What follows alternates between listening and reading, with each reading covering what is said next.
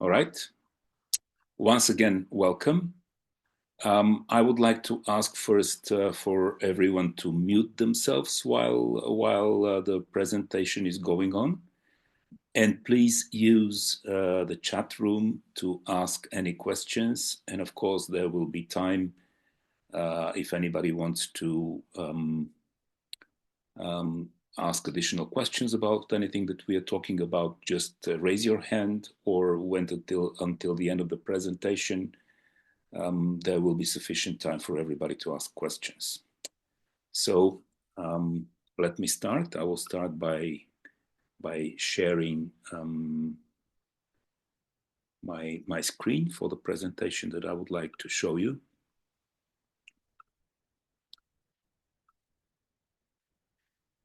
Please confirm that you can see it. Anybody? Yes. Yeah, we can see it. Great, thank you, thank you. Okay, so this webinar is the first of a series of 3 content-related webinars that serve the purpose of orienting potential candidates towards ideas that they may want to develop with the support of the Media Resilience project. So what we'll be doing in this webinar, first of all, I will explain what the purpose of this meeting is. Then we'll take a very brief overview of the Media Resilience call for proposals. Next, we will talk a little bit of an overview about the options that are available out there for the diversifying revenue streams, how that can contribute to enhancing media resilience. And then we'll spend some time talking about crafting a strong funding proposal. So let's start with the purpose. What is this webinar all about? We want to provide you with an overview of innovative revenue models. Not all of them, not all the revenue models that are available at all, on the market, but just the ones that we would like to sort of point your attention towards as potential ideas that you may want to incorporate in your future proposals. It doesn't mean that we want to guide you toward any specific model, but rather that we would like to encourage you to take a tailor-made approach to your media and choose among these featured options that we are going to showcase here, whether and which of them fit best with your specific media organization and whether you would like to develop them further with your project application. We will not be going in depth into all of the available revenue models. This is not the purpose of this webinar.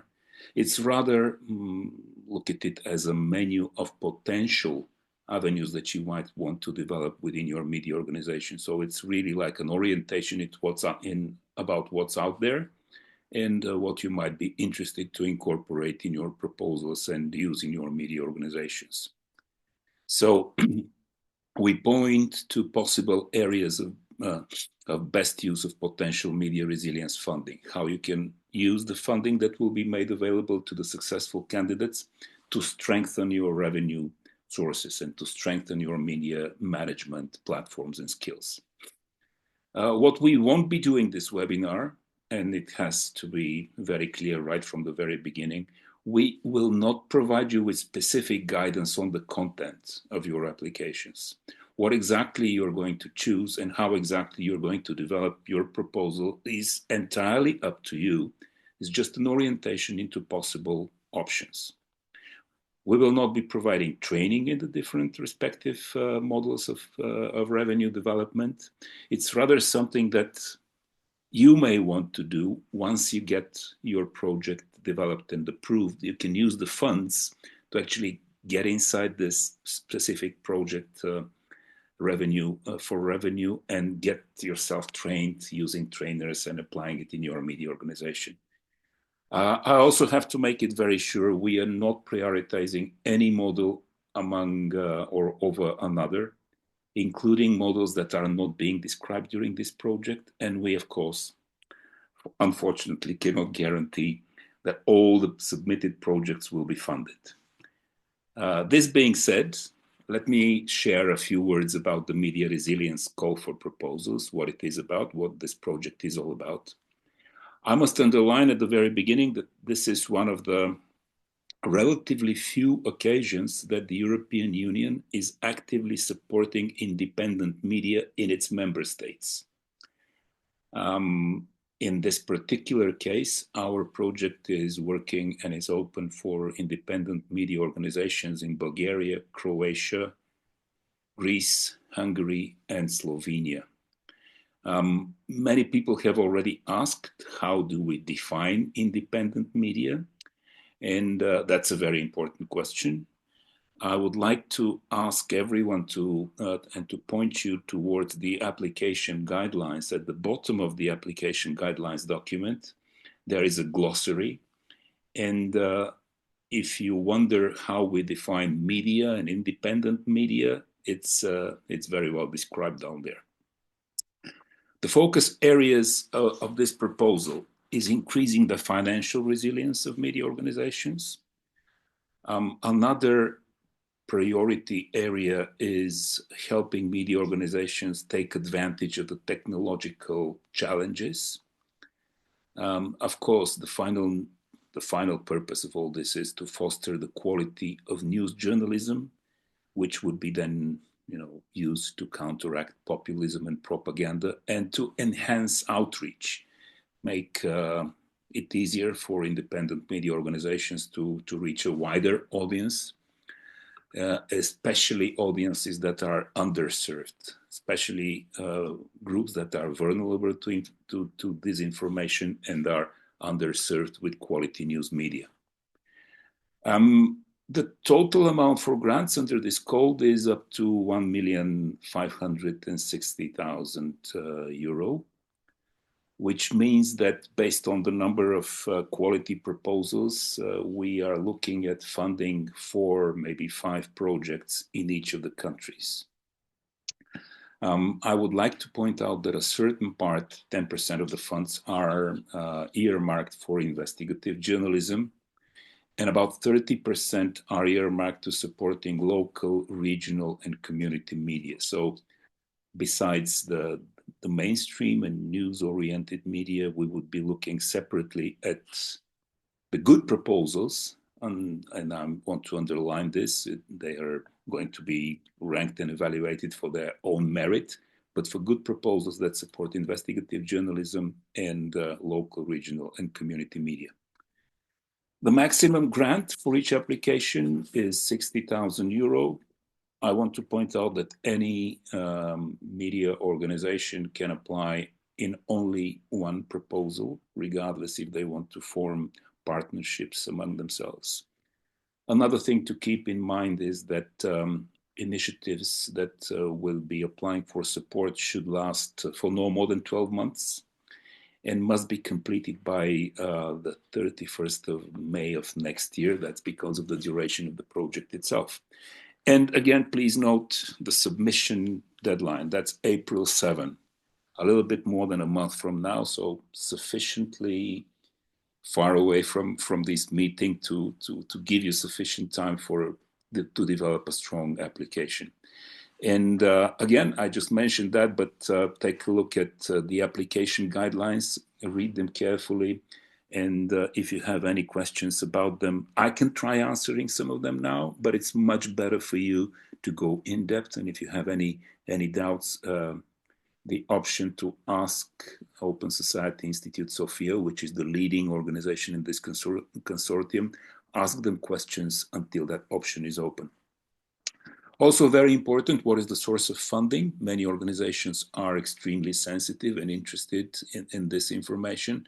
And here it's quite clear that the money comes from the European Union and that this project is being funded under the Creative Europe program, Media Creative Europe program of the European Union.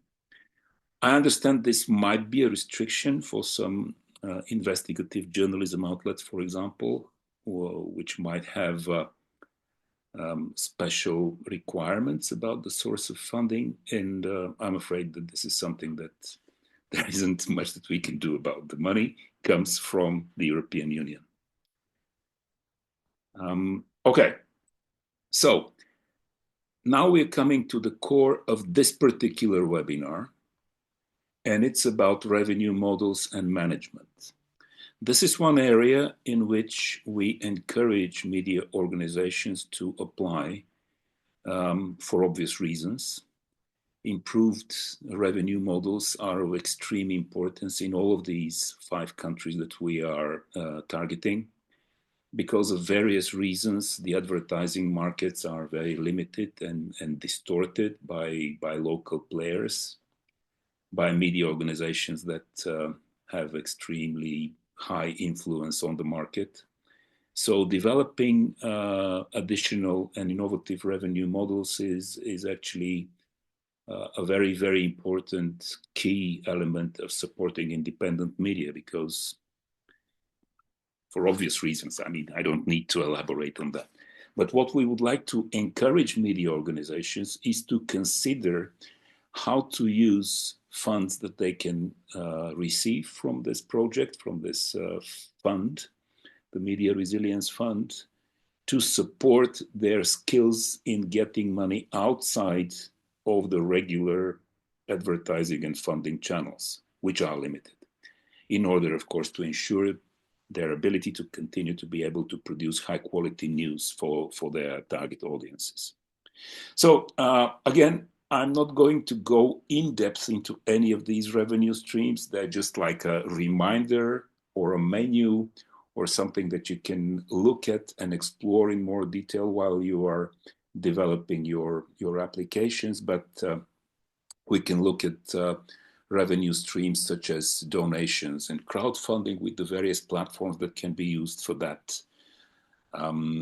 You can take a look at whether you have and whether your subscription model is working, whether it can be improved, whether it's something new that you can add and develop in it to make sure that you have a stronger source of revenues coming from subscriptions.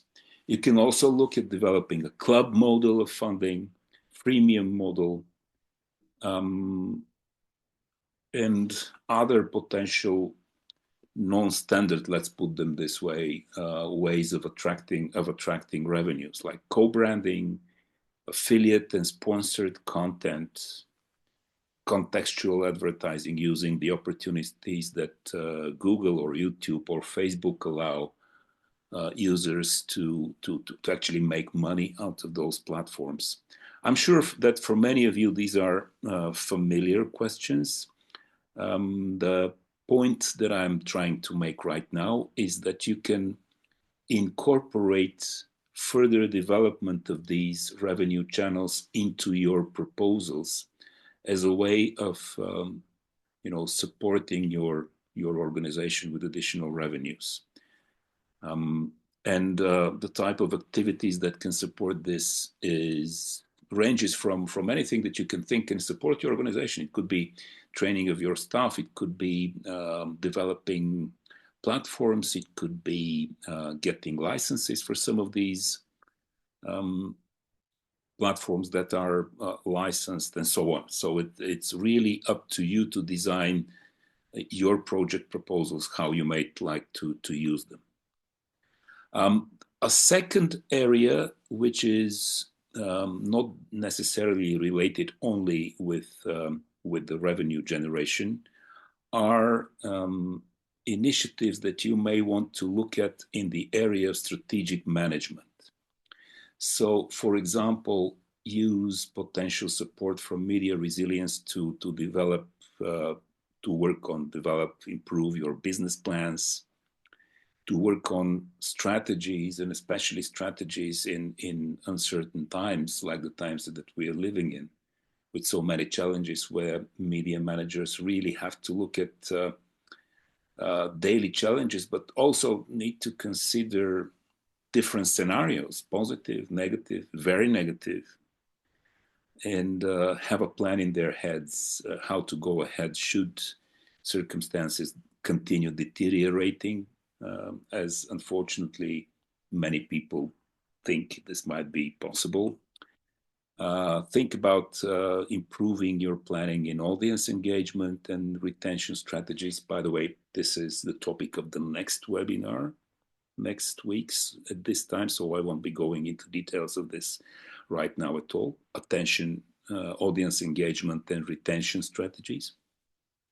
And then, of course, you can think of ways that are tailor-made to your organizations to strengthen your operational efficiency and cost management. So any initiatives, any ideas about how you can reduce operational costs without sacrificing the quality of your news journalism, how you can streamline workflows using automation, including artificial intelligence. We're going to talk about this a little bit later on during this webinar. Different ways of outsourcing, co-creating, and so on. So all of these areas are potentially of interest to managers who want to work on improving their management strategies and skills. Another area that might be of interest to you, data-driven decision-making.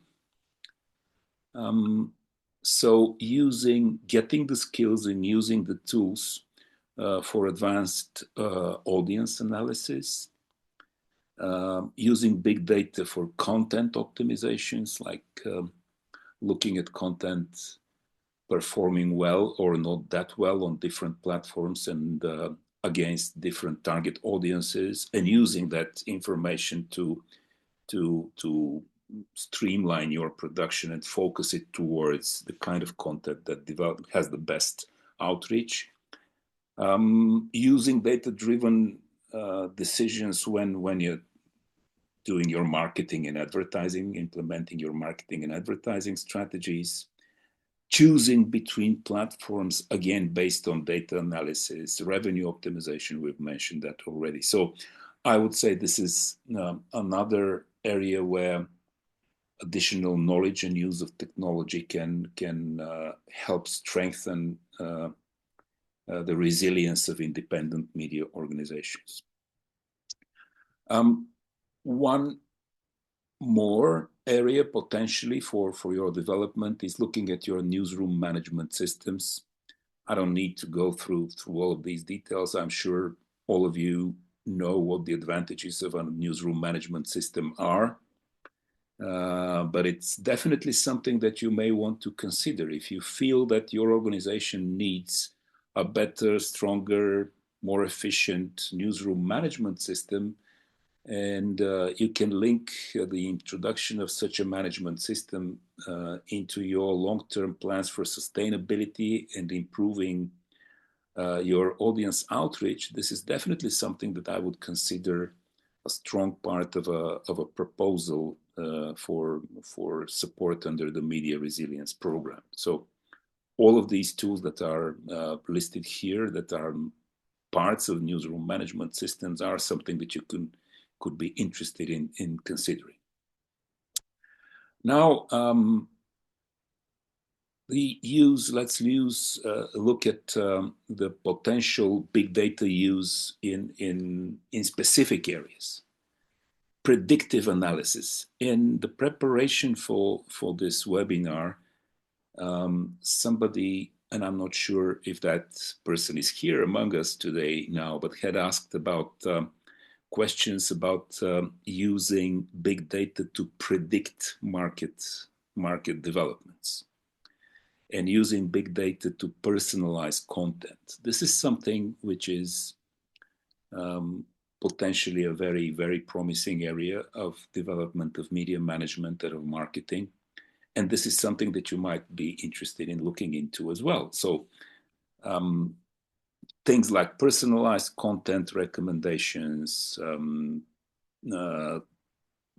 ad pricing optimization, subscription churn prediction. So being able to understand when somebody of your subscribers is about to leave you and taking the necessary measures to make sure that they don't do that. The Financial Times is a good example of this way of using analytics to personalize user experience and make themselves a provider of news and information that subscribers and users don't want to replace with anything. Automated paywalls, dynamic pricing strategies, that's another, I think, advanced, innovative way of using existing technology, high-end technology to help revenue generation. So you can see the example of the Washington Post, which is using artificial intelligence to create dynamic paywalls and adjust reading habits. So the paywall would be adjusted to the user habits of the individual user. And that's something that is impossible to achieve with human resources because it would take a huge amount of time and research, whereas there are solutions that could be implemented with relatively low initial investment to help you do that for your media organization. Now, many of you might be interested in considering the use of artificial intelligence. And I would underline that one of the core spheres, priorities of our project is to make sure that media organizations are not are well equipped to face the challenges, because the artificial intelligence, of course, opens a lot of questions for media organizations, including very ethical but also human resources related questions. But also it opens opportunities that could be used for the advancement of professional and independent media, like enhancing advertising revenue, enhancing your subscription and paywall optimization processes, as I had just mentioned in my previous example with the Washington Post. Content monetization and syndications, how this could be done with the help of artificial intelligence. The provision of audience insights and data monetization with the help of artificial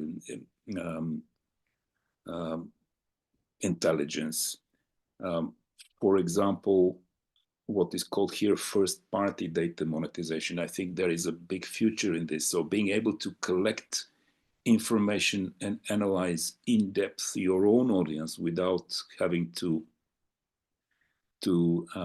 rely on other platforms to do that, and use this information to improve data monetization. Newsletters, membership models that can all be improved very efficiently with the use of artificial intelligence. And it can, of course, be used for other activities for your organization, such as event and community monetization, cost reduction through automation, and so on.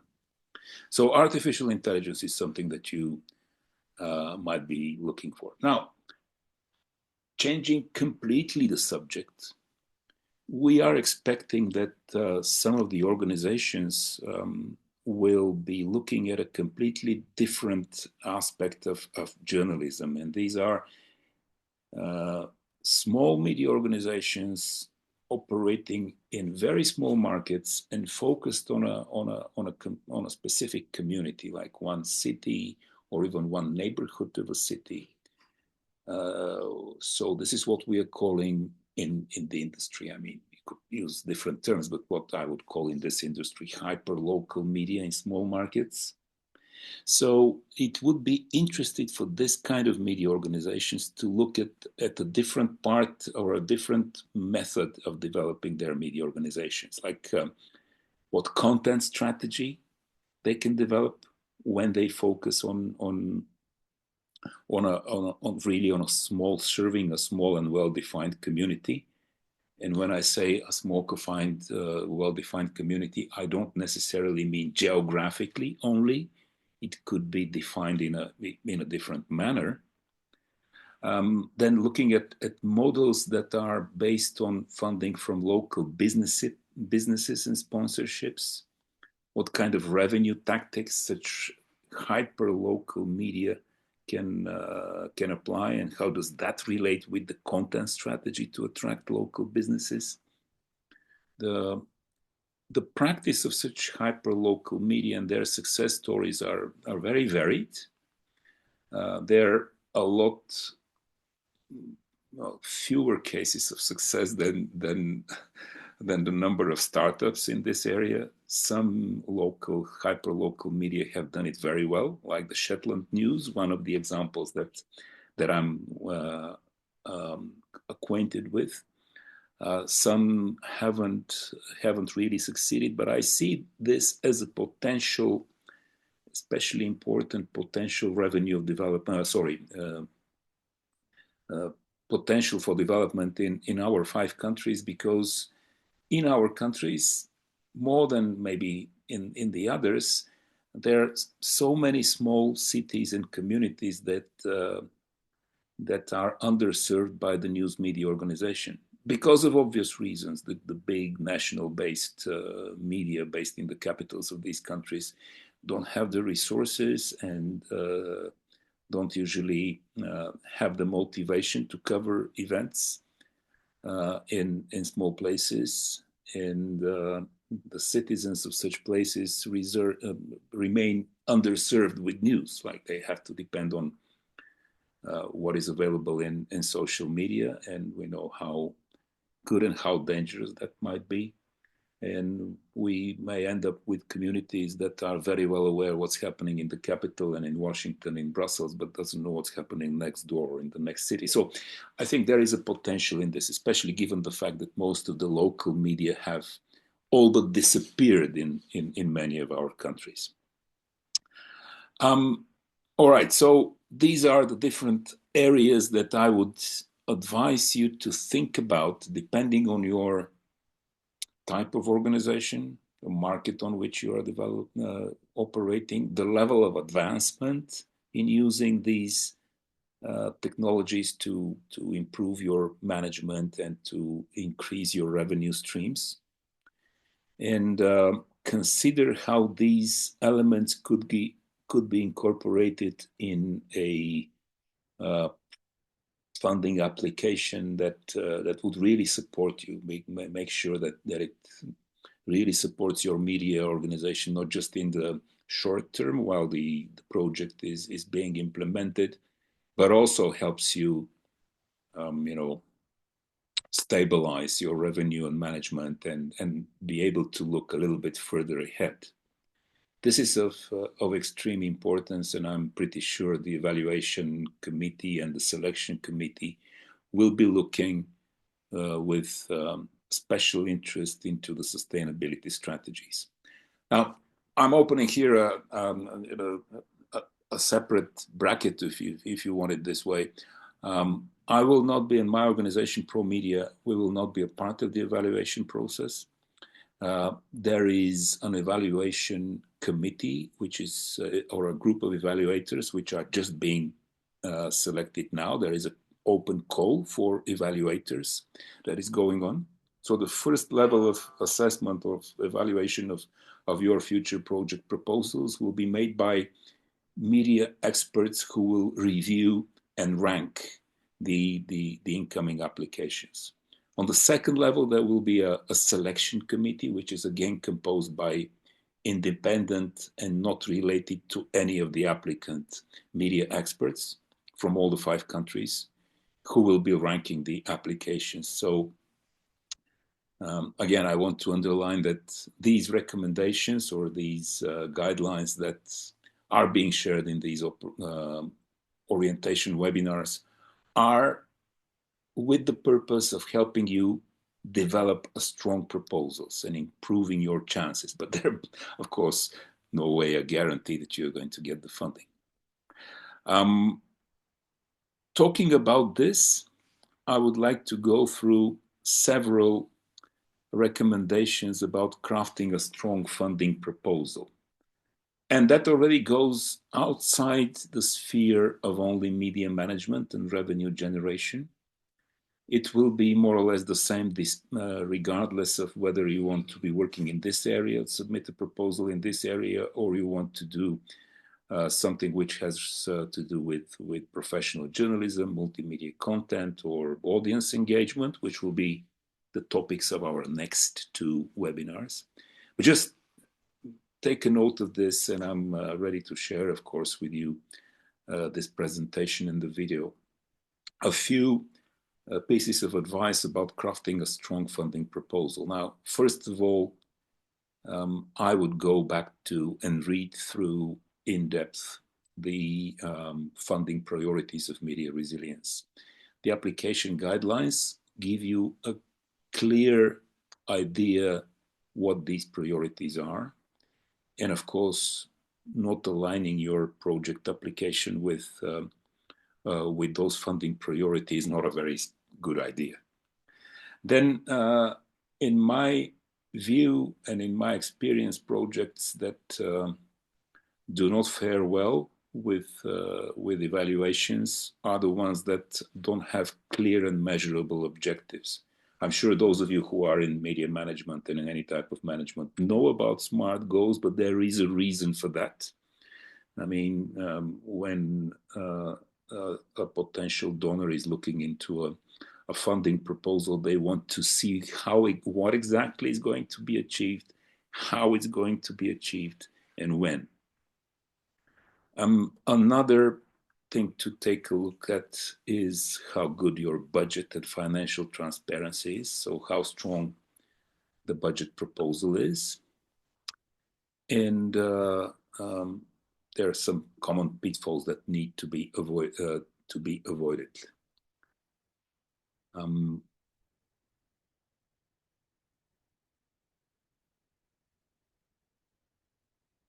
Okay, so some of these common pitfalls that I wanted to talk about. Lack of alignment with the priorities, vague or, sorry, I'm just open here, something that vague or overly broad project objectives, weak or unrealistic budgeting, no clear sustainability plan, poorly defined target audience. These are all pitfalls that can undermine your chances of success with your proposal. Lack of evidence of past success. Weak storytelling in the proposals. Yeah, we are all related to the media field, if not everybody in this call might be a journalist, but storytelling does not only apply to our stories that we write for our media. A well-written proposal is a story. So look at it from this perspective as well. Incomplete, inconsistent application materials, needless to say, this is something that could be a very embarrassing thing that can take you drastically, really, well, take you off the competition, basically. Impact and evaluation, how you're going to measure the impact of what you're doing. And of course, something that is also very, very commonplace, submitting in the very last moment without proper review. So basic things that are important to look at before you submit your proposals. So, conclusions. Have a clear plan how to develop your application. Read and follow the application guidelines and think of a tailor-made approach to your media organization, what you can do to support your media while observing the application guidelines. Definitely try to tell the donor what the sustainability of your effort is going to be. Write a compelling, well-told application, and join our next webinars. You may recommend them, and that's something that I would actually ask you to consider, recommend them to other colleagues from your organization or from other organizations if they're more specialized in those topics. But next Tuesday at the same time, on March 11th, we'll be talking about audience engagement and digital marketing. And the third webinar in this series, which will be 2 Tuesdays from now on the 18th of March, will be about developing innovative content. So if you think that somebody else from your organization might be a more relevant participant in these webinars, please advise them to join. We'd be more than happy. And of course, don't leave everything for the last moment. A reminder, deadline is April 7th. So good luck. I'll stop sharing, and I'll be happy to take any questions.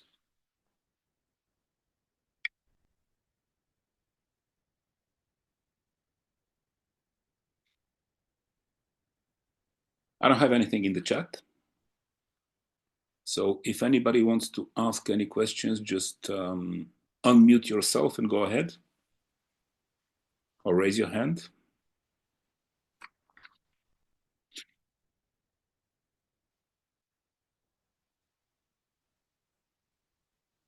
All right, so if we don't have any questions, and I know we're all busy people, I don't want to waste any more of your time. Again, this recording will be made available. I will send you a link to it, but you can look at it at the website of ProMedia. But I'm going to share a link with everybody who is on this call. So this video will be available for your future reference. And again, I'm looking forward to seeing you and your colleagues a week from now. Yeah, I have somebody. Sonia, please go ahead.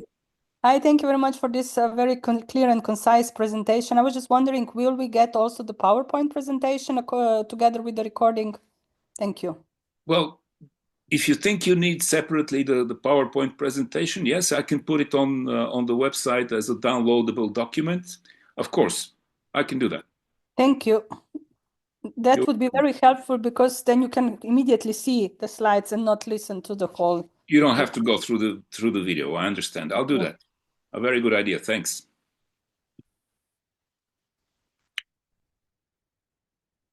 All right, then let's consider it done.